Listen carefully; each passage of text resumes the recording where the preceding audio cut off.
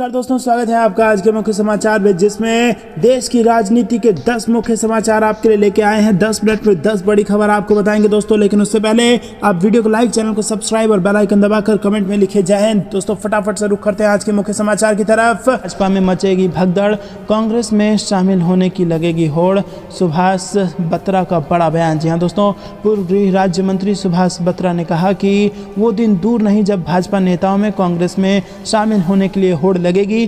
Party छोड़कर भाजपा में शामिल हुए नेताओं को पता लग चुका है कि ना तो उन्हें भाजपा में सम्मान मिल रहा है और ना ही उनकी सुनवाई हुई है। आज भी यही हाल है कि हारे हुए नेता एक तरह से सरकार चला रहे हैं, जो कि लोकतंत्र का अपमान है। भाजपा नेता ही छोटे छोटे कामों के लिए रोना रो रहे हैं। उन्होंने मुख्यमंत्री से सवाल किया कि वो बताएं कि प्रदेश का कौन सा वर्ग सरकार की नीतियों से खुश है। मेयर से लेकर सरपंच तक धरने प्रदर्शन कर रहे हैं, जिनकी कोई सुनवाई नहीं है।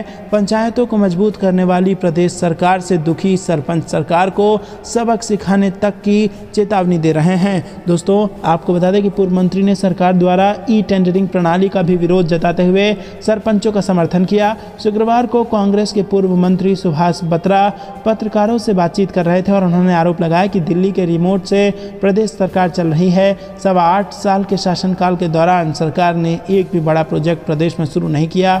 यहाँ तक कि स्वयं भाजपा के सांसद व विधायक भी इस बात को मानते हैं कि आगामी लोकसभा व विधानसभा चुनाव में वो किन मुद्दों को लेकर जनता के बीच जाएंगे। दोस्तों रुक करते हैं ब्रेकिंग न्यूज़ की तरफ। खान की बड़ी कामयाबी के बीच शाहरुख ने लोगों से की बात, सफलता के लिए दिया क्रेडिट और सवालों का भी दिया जवाब। जी हाँ दोस्तों, आपको बता दें कि बॉलीवुड के बादशाह किंग खान यानी शाहरुख खान की फिल्म पठान का जलवा बरकरार है। सिनेमाघरों में फिल्म पठान तहलका मचा रही है। पठान ने कमाई के मामले में दुनिया भर की फिल्मों को पछाड़ दिया है और पठान ने दुनिया भर में 313 करोड़ रुपए की कमाई कर हिंदी सिनेमा के इतिहास में सबसे बड़ा ओपनिंग वीकेंड दर्ज किया है। और आपको बता दें कि पठान की शानदार कमाई और फिल्म को लगातार मिल रहे प्यार को लेकर अपने प्रशंसकों को धन्यवाद देने के लिए एक बार फिर शाहरुख खान #AskSRK के जरिए लोगों से जुड़े। ट्विटर पर AskSRK के जरिए शाहरुख खान ने लोगों के साथ सवाल जवाब किए। शाहरुख खान ने इस फिल्म की सफलता के लिए क्रेडिट आदित्य चोपड़ा और निर्देशक सिद्धार्थ आनंद को दिया। एक यूज़र ने सवाल किया कि आपने स्क्रिप्ट में से पठान को कैसे चुना, तो पठान के अस्तित्व के लिए एकमात्र क्रेडिट किसे देंगे, तो इसका जवाब देते हुए शाहरुख खान ने कहा कि केवल आदित्य चोपड़ा और सिद्धार्थ आनंद, हम में से बाकी लोगों ने सिर्फ उनके निर्देशों का पालन किया। दोस्तों रुक करते हैं अगली ब्रेकिंग न्यूज़ की तरफ। भाजपा का किसान आंदोलन का नया फार्मूला, 2024 में बीजेपी को होगा नुकसान। जी हाँ दोस्तों, किसान आंदोलन को धार देने के लिए भारतीय किसान यूनियन के राष्ट्रीय प्रवक्ता राकेश टिकैत ने एक फार्मूला दिया है। यह फार्मूला आंदोलन को जिंदा रखेगा और सरकार की मुश्किलें बढ़ाएगा। किसानों की समस्याओं को लेकर पश्चिमी यूपी के मुजफ्फरनगर से शुरू हुआ अनिश्चितकालीन धरना इस बार आर पार की जंग के साथ शुरू हुआ है। हालांकि इस आंदोलन में बागेश्वर धाम और सीबीआई भी निशाने पर रही और काली टोपी भी। बीजेपी का साथ देने वाली विपक्षी पार्टी की मुखालफत का भी ऐलान कर दिया गया है। बता दें कि गन्ने पर पश्चिम में एक बार फिर गदर शुरू हो गया है। भारतीय किसान यूनियन ने सरकार के खिलाफ हल्ला बोल शुरू कर दिया है और खेती और सियासत के लिहाज से पश्चिमी उत्तर प्रदेश की धरती सबसे उपजाऊ है और इसी के मुजफ्फरनगर से किसानों का अनिश्चितकालीन धरना शुरू हो गया है। मुजफ्फरनगर के जीओसी मैदान में आज से इसकी शुरुआत हो गई है और इस आंदोलन को लंबा चलाने के लिए राकेश टिकैत ने फार्मूला दिया। दोस्तों राकेश टिकैत ने किसानों की समस्याओं के लिए सरकार को कोसा, काली टोपी का जिक्र किया और सरकार की मंशा पर भी किसानों को सचेत किया कि आंदोलन ही रास्ता है वरना कुछ नहीं बचेगा। राकेश टिकैत ने यह भी कह डाला कि जो पार्टी सरकार की मदद करेगी हम उनके खिलाफ खड़े होंगे। टिकैत की हुंकार ने बीजेपी के लिए मुश्किलें बढ़ानी शुरू कर दी हैं। दोस्तों रुक करते हैं अगली ब्रेकिंग न्यूज़ की तरफ। बीजेपी के लोग हमें शूद्र मानते हैं, सत्ताधारी पार्टी पर सपा अध्यक्ष अखिलेश यादव का हमला। जी हाँ दोस्तों, आपको बता दें समाजवादी पार्टी के राष्ट्रीय अध्यक्ष अखिलेश यादव ने सत्ताधारी पार्टी बीजेपी को लेकर बड़ा बयान दिया है।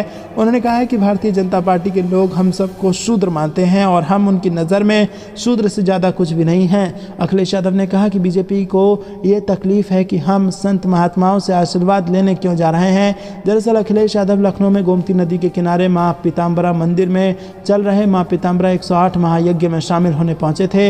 इस दौरान अखिलेश यादव का हिंदू महासभा, अखिल भारतीय विद्यार्थी परिषद के साथ ही हिंदू संगठनों के कार्यकर्ताओं ने विरोध किया और जमकर नारेबाजी की। साथ ही अखिलेश को काले झंडे भी दिखाए। अखिलेश यादव ने कहा कि बीजेपी ने यहाँ गुंडे भेजे थे, बीजेपी धर्म की ठेकेदार नहीं हो सकती है। उन्होंने कहा कि बीजेपी के गुंडों ने हम पर हमला किया और इसके लिए प्रशासन ने पहले ही यहाँ से पुलिस और PAC हटा ली थी।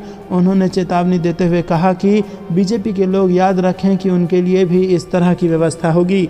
दोस्तों रुक करते हैं अगली ब्रेकिंग न्यूज़ की तरफ। राकेश, उत्तर पश्चिम भारत में भारी बारिश की चेतावनी, हिमालय में बर्फबारी होने की संभावना। जी हाँ दोस्तों, मौसम विभाग ने उत्तर पश्चिम भारत में अनेक क्षेत्रों में 29 और 30 जनवरी को बारिश की संभावना जताई है। मौसम विभाग ने कहा है कि एक ताज़ा पश्चिमी विक्षोभ सक्रिय है और इसके पूर्व दिशा की ओर बढ़ने की बहुत संभावना है। इस पश्चिमी विक्षोभ के असर से पश्चिमी हिमालय इलाकों में हल्की से मध्यम और भारी बारिश और बर्फबारी होने की संभावना है। इस बीच 29 और 30 जनवरी को पंजाब, हरियाणा, चंडीगढ़ और उत्तर प्रदेश के कई हिस्सों में हल्की से लेकर मध्यम बारिश होने के आसार हैं। मौसम विभाग से मिली जानकारी के अनुसार 28 और 29 जनवरी को राजस्थान में और 29 जनवरी को दिल्ली में भी बारिश हो सकती है। रुक करते हैं अगली ब्रेकिंग न्यूज़ की तरफ। बीजेपी उद्यान करने से क्या बेरोजगारी खत्म हो जाएगी? मुगल गार्डन का नाम बदलने पर सियासत तेज। जी हाँ दोस्तों, भारत के राष्ट्रपति भवन परिसर में स्थित मुगल गार्डन को अब अमृत उद्यान के नाम से जाना जाएगा और इस फैसले पर मिली जुली प्रतिक्रियाएं आ रही हैं। कुछ लोग सरकार को निशाने पर ले रहे हैं तो कुछ लोग इस कदम का स्वागत कर रहे हैं। AIMIM के राष्ट्रीय प्रवक्ता वारिस पठान ने सरकार के इस फैसले का विरोध किया है। वारिस पठान ने पूछा कि क्या मुगल गार्डन और टीपू सुल्तान गार्डन का नाम बदलने से देश का विकास हो जाएगा, बेरोजगारी खत्म हो जाएगी, क्या पेट्रोल डीजल के भाव में कमी आ जाएगी? भाजपा असली मुद्दों से ध्यान भटकाने के लिए सिर्फ नामकरण की सियासत कर रही है। इसी तरह भाजपा ने मुंबई के मलाड में टीपू सुल्तान गार्डन का नाम बदल दिया। वारिस पठान ने टीपू सुल्तान को महान बताया और भाजपा पर निशाना साधा। रुक करते हैं अगली ब्रेकिंग न्यूज़ की तरफ। गांधी के साथ यात्रा में शामिल हुई प्रियंका गांधी, पहुंचते ही भाई को लगाया गले। जी हाँ दोस्तों, आपको बता दें कड़ी सुरक्षा के बीच राहुल गांधी की भारत जोड़ो यात्रा जम्मू कश्मीर के अवंतीपोरा से फिर शुरू हुई और यात्रा में प्रियंका गांधी भी राहुल गांधी के साथ शामिल हुई। यात्रा में पहुंचते ही बहन प्रियंका गांधी ने राहुल गांधी को गले लगाया और इस दौरान वहां पहले से मौजूद PDP प्रमुख महबूबा मुफ्ती ने भी राहुल प्रियंका को गले लगाया। भारत जोड़ो यात्रा 30 जनवरी को श्रीनगर में समाप्त होगी। दोस्तों रुक करते हैं अगली ब्रेकिंग न्यूज़ की तरफ। हम राज्यों में कांग्रेस इस बार बजा रही है बीजेपी के लिए खतरे की घंटी, सर्वे में आए चौंकाने वाला नतीजा। जी हाँ दोस्तों, आपको बता दें कि 2024 के लोकसभा चुनाव को लेकर सियासी पार्टियों की गतिविधियां तेज हो गई हैं। देश की तमाम सियासी पार्टियां वोट बैंक को मजबूत करने में जुट गई है। बीजेपी और कांग्रेस समेत सभी दलों के अपने अपने दावे हैं और आगामी चुनाव में अभी 1 साल का वक्त है, लेकिन देश भर में चुनाव को लेकर चर्चा तेज हो गई है। ऐसे में अगर आज चुनाव हुए तो किस पार्टी का पलड़ा भारी हो सकता है? किन राज्यों में कांग्रेस इस बार डंका बजा रही है, इसे लेकर एक सर्वे के नतीजे बेहद ही चौंकाने वाले आए हैं। जी हाँ दोस्तों, अगर हम आपको बताएं कि किन राज्यों में यूपीओ को कितनी सीट मिलेगी और कहां कहां भाजपा के लिए खतरे की घंटी बजी है, तो 3 राज्य बेहद जरूरी हैं, जिसमें पहला राज्य है कर्नाटक, वहां 17 सीटें मिलने का अनुमान है। महाराष्ट्र में 34 सीटें मिलने का अनुमान है और बिहार में 25 सीटें यूपीए को मिलना इसका अनुमान है। तो दोस्तों, कर्नाटक, महाराष्ट्र और बिहार, इन 3 राज्यों में भाजपा को बड़ा झटका लग सकता है। रुक करते हैं अगली ब्रेकिंग न्यूज़ की तरफ।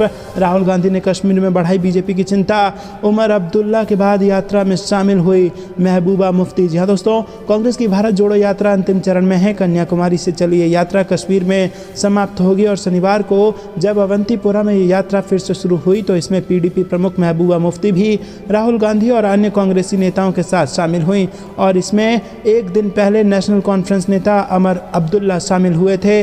आपको बता दें कि अनुच्छेद 370 की समाप्ति के बाद ये यहाँ विधानसभा चुनाव नहीं हुए हैं और इससे पहले राहुल के साथ अब्दुल्ला और मुफ्ती की जुगलबंदी बीजेपी की चिंता बढ़ा सकती है। राहुल गांधी को कश्मीर घाटी में प्रवेश करने के बाद शुक्रवार को अपनी पदयात्रा रद्द करनी पड़ी क्योंकि पार्टी में सुरक्षा में चूक का आरोप लगाया और दावा किया कि केंद्र शासित प्रदेश प्रशासन द्वारा पुलिस व्यवस्था को पूरी तरह से कमजोर कर दिया गया है। राहुल गांधी एक प्रेस कॉन्फ्रेंस को संबोधित करने वाले हैं। दोस्तों रुक करते हैं अगली ब्रेकिंग न्यूज़ की तरफ। यूपी में बीजेपी को बड़ा झटका, सर्वे में बड़ा खुलासा।